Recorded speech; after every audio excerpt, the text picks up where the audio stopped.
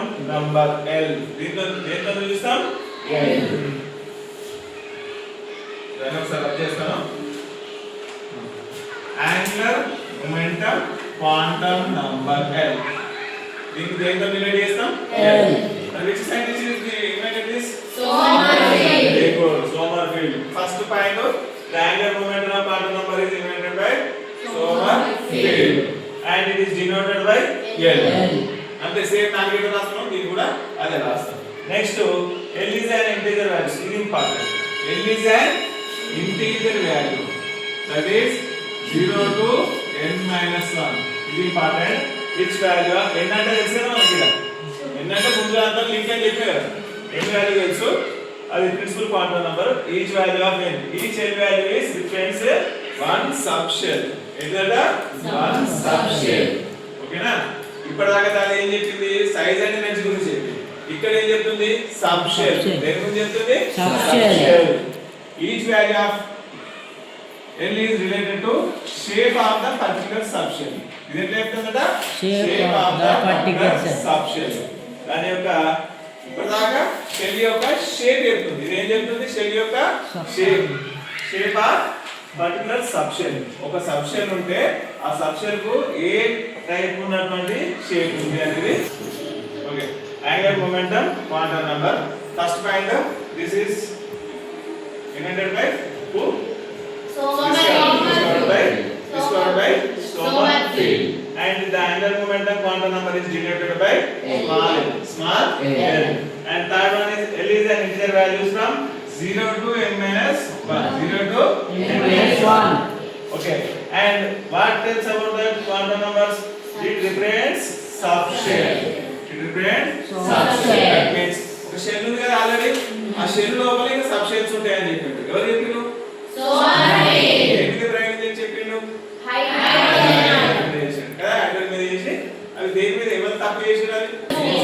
తప్పు చేసింది కాబట్టి అది చెప్పలేదు కాబట్టి దాని గురించి చెప్పిండు. అక్కడ సబ్ షెల్స్ ఉంటాయని చెప్పిండు. అదే అనేది సబ్ షెల్ ఏ విధంగా ఉంటాయి అనేది చెప్తారు. Space around the nucleus, nucleus చుట్టూ ఉన్న స్పేస్ లోపల దాని షేప్ ఎట్లుంటుందో చెప్తారు. Next the values of L particular subshell is generally designated by the letters S, P, D, F something. Okay na, as follows like that. అంటే అక్కడ continue అయితేనే ఉంటుంది అన్నమాట. The value of S L అంటే ఇప్పుడు అక్కడ మనం K L M అని చేసాం కదా, L వాల్యూస్. ఇక్కడ L వాల్యూస్ ఎట్లా ఉన్నాయంట అంటే S సబ్షెల్స్ ఇది S, P, D ఇంకోటి F. మనకు తెలిసింది ఏంటి? ఇంకోటి F. S, P, D and F. These are the shells or subshells? Subshells. Shells ఏంటి? K, L, M, N. ఇది క్యాపిటల్, ఇది N is equal to, ఇది L is equal to. ఓకేనా? ఇది subshells. మరి ఇక్కడ ఇచ్చిన పాయింట్ గుర్తుపెట్టుకోవాలి. 0 to n minus 1. L ఎక్కడ స్టార్ట్ అవుతుంది? 0 దగ్గర స్టార్ట్ అవుతుంది. ఎట్లా 0 దగ్గర స్టార్ట్ అవుతుందో చూద్దాం. Let us n is equal to 1 అనుకోండి. n is equal to 1 అంటే ఫస్ట్ అదే కదా, k ఇది 1 కదా ఫస్ట్ షెల్. ఆ షెల్ లో ఒక సబ్ షెల్ ఎట్లుంటదంట అంటే n minus 1. ఎట్లుంటదంట? n minus 1.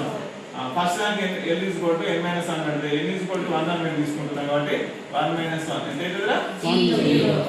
l ఎక్కడ నుంచి స్టార్ట్ అవుతుంది? 0. n is equal to 2 తీసుకుంటే ఏమవుతుంది? ఇక్కడ 2 minus 1 అప్పుడు 1 అవుతుంది. 3 తీసుకుంటే 3 minus 1 ఎంత అవుతుంది? 2 అవుతుంది.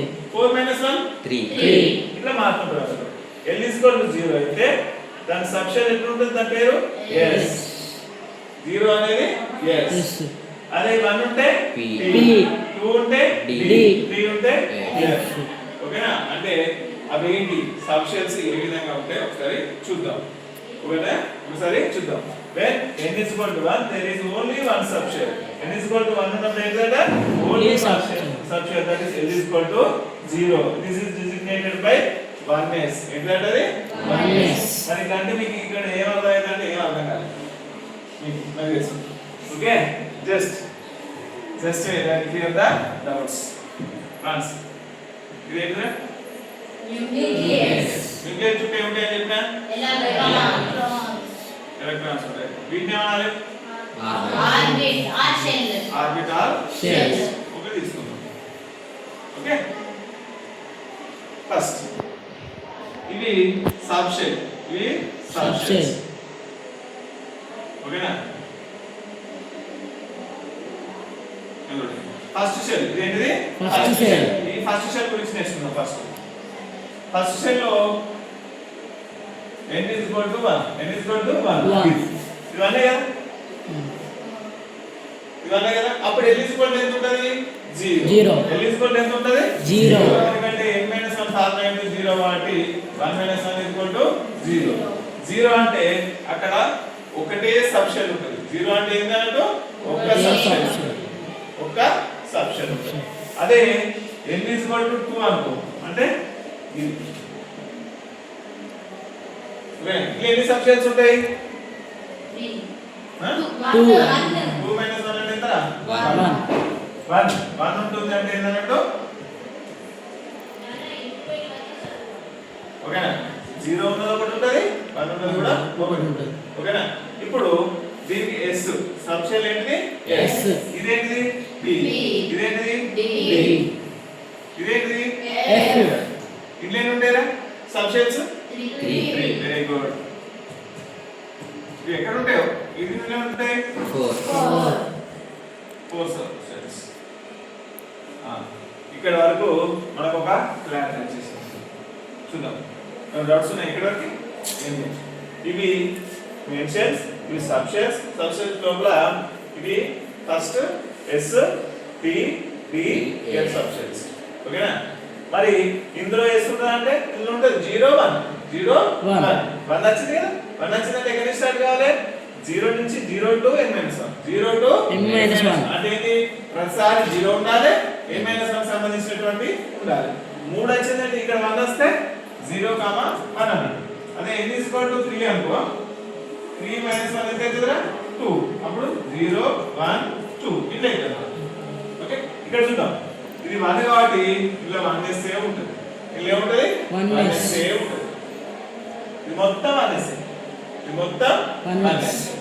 ఇది 2 షెల్. ఇదేంటిది? 2 షెల్. ఇలా ఏముంటాయి? ఇదేంటిది? 2s. ఇదేంటిది? 2s 2d. మరి 2d ఉందా ఇలా?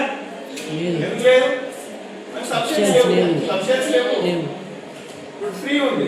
అవి ఎట్లా చెప్తారో తర్వాత. ఇది 3 ఉంది. 3 లో ఏమేమి ఉంటాయి చెప్పండి? ఫస్ట్ ఏముంటది? 3 ఫస్ట్ ఏముంటది? 3s. తర్వాత 3d. అట్లా కంటిన్యూ అవుతుంది అన్నమాట. 1s 2s 3s 3d 3d. Okay, మరి 4th చెప్పండి? 4s 4d 4s. అంటే మనకి ఇది దాకా మొత్తం ఎలిమెంట్స్ వచ్చేస్తాయి. వీటికి ఎట్లా నింపాలని చూద్దాం. ఇక్కడ వరకు ఏంటిది? Angular momentum of quantum number. ఇక్కడ చూడండి, when n is equal to 2 there are 2 subshells. n is equal to 2 అయినప్పుడు ఎన్ని సబ్షెల్స్ ఉన్నాయిరా? 2 subshells. n is equal to 3 అయినప్పుడు ఎన్ని సబ్షెల్స్ ఉన్నాయి? 3. n is equal to 4 అయినప్పుడు 4 subshells.